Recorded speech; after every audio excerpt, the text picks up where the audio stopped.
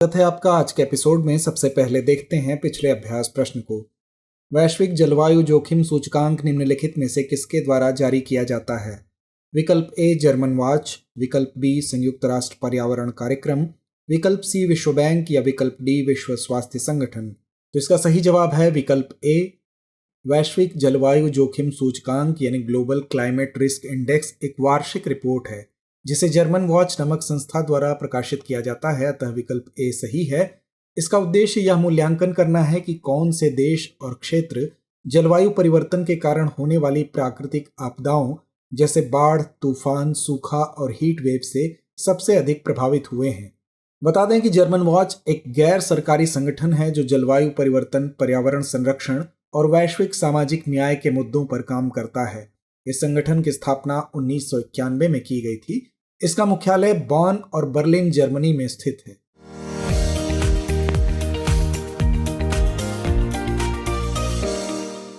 तो चलिए शुरुआत करते हैं आज के पहले प्रश्न के साथ।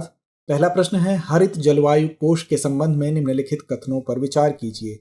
पहला कथन है, यह जलवायु वित्त के लिए पहला कोष है जिसे जलवायु परिवर्तन पर संयुक्त राष्ट्र फ्रेमवर्क कन्वेंशन के ढांचे के बाहर स्थापित किया गया था। दूसरा कथन है, इसकी स्थापना वर्ष 2010 में हुई थी।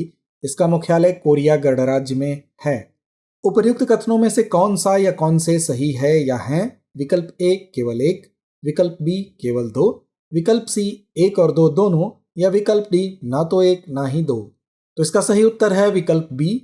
जीसीएफ जलवायु वित्त के लिए एक कोष है जिसे जलवायु परिवर्तन पर संयुक्त राष्ट्र फ्रेमवर्क कन्वेंशन के ढांचे के भीतर स्थापित किया गया था, अतः कथन एक सही नहीं है। इसकी स्थापना वर्ष 2010 में हुई थी। इसका मुख्यालय कोरिया गणराज्य में है, अतः कथन दो सही है। अतः सही उत्तर विकल्प बी है। इसका मुख्य लक्ष्य विकासशील देशों को जलवायु परिवर्तन के प्रभावों को कम करने और उनके साथ अनुकूलन करने में मदद करना है। यह फंड हरित ऊर्जा, जलवायु स्थिर परियोजनाओं और सतत विकास को बढ़ावा देता है। अगला प्रश्न है, बायो राइड योजना के संबंध में निम्नलिखित कथनों पर विचार कीजिए। पहला कथन है, इसका उद्देश्य जैव प्रौद्योगिकी में अनुसंधान, नवाचार और उद्यमशीलता को बढ़ावा देना है। दूसरा कथन है, यह जलवायु परिवर्तन से निपटने के लिए पर्यावरण अनुकूल समाधान विकसित करने की लाइफ पहल के अनुरूप एक चक्रीय जैव अर्थव्यवस्था का समर्थन करता है। उपर्युक्त कथनों में से कौन सा या कौन से सही है या हैं? विकल्प ए केवल एक, विकल्प बी केवल दो, विकल्प सी एक और दो दोनों या विकल्प डी ना तो एक ना ही दो। तो इसका सही उत्तर है विकल्प सी। बायोराइड योजना का पूरा नाम biotechnology research innovation and entrepreneurship development है। बायोराइड योजना का उद्देश्य जैव प्रौद्योगिकी में अनुसंधान, नवाचार और उद्यमशीलता को बढ़ावा देना है जिससे भारत इस क्षेत्र में वैश्विक नेता के रूप में स्थापित हो सके, अतः कथन एक सही है। यह जलवायु परिवर्तन से निपटने, स्वास्थ्य सेवा में सुधार, कृषि को बढ़ावा देने और जैव आधारित उत्पादों को बढ़ावा देने के लिए पर्यावरण के अनुकूल समाधान विकसित करने हेतु life style for the environment यानी लाइफ पहल के अनुरूप एक चक्रीय जैव अर्थव्यवस्था का समर्थन करता है, अतः कथन दो सही है। अगला प्रश्न है, अमोनियम नाइट्रेट के संबंध में निम्नलिखित कथनों पर विचार कीजिए। पहला कथन है, अमोनियम नाइट्रेट का उपयोग कृषि में व्यापक रूप से किया जाता है। दूसरा कथन है, यह अमोनियम नाइट्रेट ईंधन तेल के उत्पादन में एक प्रमुख घटक है जिसका उपयोग खनन में विस्फोट के रूप में किया जाता है। उपर्युक्त कथनों में से कौन सा या कौन से सही है या हैं? विकल्प ए केवल एक, विकल्प बी केवल दो, विकल्प सी एक और दो दोनों या विकल्प डी ना तो एक ना ही दो। तो इसका सही जवाब है विकल्प सी।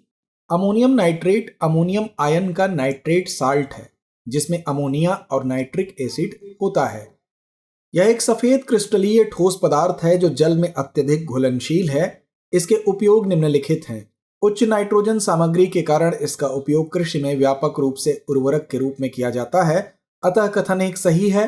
ईंधन तेल के साथ मिलाकर अमोनियम नाइट्रेट ईंधन तेल बनाया जाता है जिसका उपयोग आमतौर पर खनन में विस्फोटक के रूप में किया जाता है, अतः कथन दो सही है।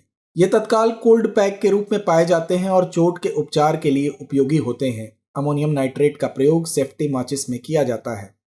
अगला प्रश्न है, लेबनान के संबंध में निम्नलिखित कथनों पर विचार कीजिए। पहला कथन है, यह पश्चिम एशिया के लेवंट क्षेत्र का एक देश है जिसकी राजधानी बेरूत है। दूसरा कथन है, इसकी सीमा उत्तर और पूर्व में सीरिया, दक्षिण में इजराइल तथा पश्चिम में भूमध्य सागर से लगती है। उपर्युक्त कथनों में से कौन सा या कौन से सही है या हैं? विकल्प ए केवल एक, विकल्प बी केवल दो, विकल्प सी एक और दो दोनों, या विकल्प डी ना तो एक ना ही दो। तो इसका सही उत्तर है विकल्प सी। लेबनान पश्चिम एशिया के लेवंट क्षेत्र, पूर्वी भूमध्य सागर बेसिन में एक क्षेत्र में एक देश है। इसकी राजधानी बेरूत है, जो कि लेबनान का सबसे बड़ा शहर भी है। अतः कथन एक सही है। बता दें कि बेरूत लेबनान का एक प्रमुख बंदरगाह और आर्थिक केंद्र भी है। इसकी सीमा उत्तर और पूर्व में सीरिया, दक्षिण में इजराइल और पश्चिम में भूमध्य सागर से लगती है। अतः कथन दो सही है। बता दें कि साइप्रस लेबनान के समुद्र तट से थोड़ी दूरी पर स्थित है। अगला प्रश्न है वित्तीय कार्रवाई कार्यबल यानी FATF के संबंध में निम्नलिखित कथनों पर विचार कीजिए। पहला कथन है यह वर्ष 1989 में स्थापित वैश्विक धन शोधन और आतंकी वित्तपोषण निगरानी संस्था है। दूसरा कथन है भारतवर्ष 2006 में पर्यवेक्षक के दर्जे के साथ इसमें शामिल हुआ तथा वर्ष 2010 में FATF का पूर्ण सदस्य बना। उपर्युक्त कथनों में से कौन सा या कौन से सही है या हैं? विकल्प ए केवल एक, विकल्प बी केवल दो, विकल्प सी एक और दो दोनों, या विकल्प डी ना तो एक ना ही दो। तो इसका सही जवाब है विकल्प सी। FATF वैश्विक धन शोधन और आतंकवादी वित्त पोषण निगरानी संस्था है, जिसकी स्थापना वर्ष 1989 में पेरिस में विकसित देशों की G7 बैठक के बाद की गई थी। अतः कथन एक सही है। शुरुआत में इसका उद्देश्य धन शोधन से निपटने के उपायों की जांच करना और उन्हें विकसित करना था। अमेरिका पर 11 सितंबर के हमलों के बाद वर्ष 2001 में FATF ने आतंकवादी वित्तपोषण से निपटने के प्रयासों को शामिल करने के लिए अपने कार्यक्षेत्र का विस्तार किया। अप्रैल 2012 में इसने सामूहिक विनाश के हथियारों के प्रसार के वित्तपोषण का मुकाबला करने के प्रयासों को जोड़ा। गौरतलब है कि भारत 2006 में पर्यवेक्षक के दर्जे के साथ इसमें शामिल हुआ और वर्ष 2010 में FATF का पूर्ण सदस्य बन गया। अतः कथन दो सही है। FATF प्लेनरी की बैठक 3 वर्ष में एक बार होती है, फरवरी, जून और अक्टूबर में। इसमें समीक्षा करने वाले देशों की पारस्परिक मूल्यांकन रिपोर्ट यानी MER पर विमर्श किया जाता है। यदि किसी देश में AML या CFT व्यवस्था में बड़ी कमियां दिखती हैं तो उसे बढ़ी हुई निगरानी के तहत क्षेत्राधिकार के ग्रे लिस्ट की सूची में डाल दिया जाता है। यदि वह FATF की चिंताओं को दूर करने में विफल रहता है तो उसे उच्च जोखिम वाले क्षेत्राधिकार यानी ब्लैक लिस्ट में डाल दिया जाता है। अगला प्रश्न है सिंधु जल समझौता के संबंध में निम्नलिखित कथनों पर विचार कीजिए। पहला कथन है इस समझौते पर 19 सितंबर 1960 को भारत और पाकिस्तान के बीच हस्ताक्षर हुए थे तथा इसकी मध्यस्थता विश्व बैंक द्वारा की गई थी। दूसरा कथन है यह 5 चरणीय विवाद समाधान तंत्र प्रदान करता है। तीसरा कथन है संधि के तहत दोनों देशों को एक स्थायी सिंधु आयोग का गठन करना होगा जिसकी बैठक प्रतिवर्ष होगी। उपर्युक्त में से कितने कथन सही है या हैं? विकल्प ए केवल एक, विकल्प बी केवल दो, विकल्प सी सभी 3, या विकल्प डी कोई भी नहीं। तो इसका सही जवाब है विकल्प बी। सिंधु जल संधि पर 19 सितंबर 1960 को भारत और पाकिस्तान के बीच हस्ताक्षर किए गए थे और इसकी मध्यस्थता विश्व बैंक द्वारा की गई थी। अतः कथन एक सही है। यह 3 चरणीय विवाद समाधान तंत्र प्रदान करता है जिसके तहत दोनों पक्षों के प्रश्नों को स्थायी आयोग में हल किया जा सकता है या अंतर सरकारी स्तर पर भी उठाया जा सकता है। अतः कथन 2 सही नहीं है। सिंधु जल संधि के तहत दोनों देशों को एक स्थायी सिंधु आयोग स्थापित करना होगा जिसकी वार्षिक बैठक होनी अनिवार्य है। अतः कथन 3 सही है। अगला प्रश्न है स्वच्छ भारत मिशन के संबंध में निम्नलिखित कथनों पर विचार कीजिए। पहला कथन है यूनिसेफ की रिपोर्ट के अनुसार क्षति लागत को कम करने, खुले में शौच मुक्ति से प्रतिवर्ष सकल घरेलू उत्पाद का 5.2% बचाया गया है। दूसरा कथन है भारत के सभी शहर कचरा संग्रहण, पृथक्करण, भंडारण, वैज्ञानिक प्रसंस्करण आदि पहलुओं को शामिल करते हुए कचरा मुक्त शहरों के मापदंडों तक पहुंच गए हैं। उपर्युक्त कथनों में से कौन सा या कौन से सही है या हैं? विकल्प ए केवल एक, विकल्प बी केवल दो, विकल्प सी एक और दो दोनों, या विकल्प डी ना तो एक ना ही दो। तो इसका सही उत्तर है विकल्प ए। स्वच्छ भारत मिशन ने शिशु मृत्यु दर में उल्लेखनीय कमी, लड़कियों की स्कूल में बेहतर उपस्थिति, महिलाओं के खिलाफ कम अपराध, अधिक रोजगार, आय तथा बेहतर भूजल गुणवत्ता सहित कई लाभ लाए हैं।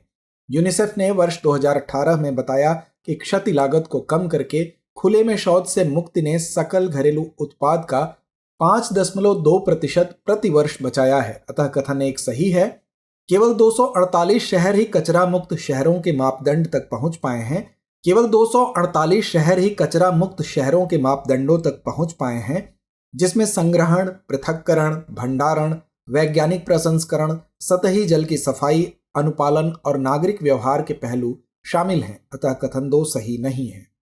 अगला प्रश्न है, निम्नलिखित कथनों पर विचार कीजिए। पहला कथन है, वर्तमान में यूरिया भारत के CHG उत्सर्जन का 4.3% तथा देश के कृषि GHG उत्सर्जन का 22% हिस्सा है। दूसरा कथन है, खेतों में यूरिया के प्रयोग से नाइट्रस ऑक्साइड उत्सर्जित होता है, जो एक शक्तिशाली ओजोन क्षयकारी पदार्थ है जो समताप मंडल में ओजोन छिद्र का कारण बनता है। उपर्युक्त कथनों में से कौन सा या कौन से सही है या हैं? विकल्प ए केवल 1, विकल्प बी केवल 2, विकल्प सी 1 और 2 दोनों, या विकल्प डी ना तो 1 ना ही 2। तो इसका सही उत्तर है विकल्प सी। नाइट्रोजन, फास्फोरस और पोटेशियम उर्वरकों का अनुशंसित अनुपात 4:2:1 है। बता दें कि 2022-23 में वास्तविक अनुप्रयोगों के आधार पर यह अनुपात 11.8:4.6:1 था। वर्तमान में यूरिया भारत के GHG उत्सर्जन का 4.3% और देश के कृषि GHG उत्सर्जन का 22% हिस्सा है। अतः कथन 1 सही है।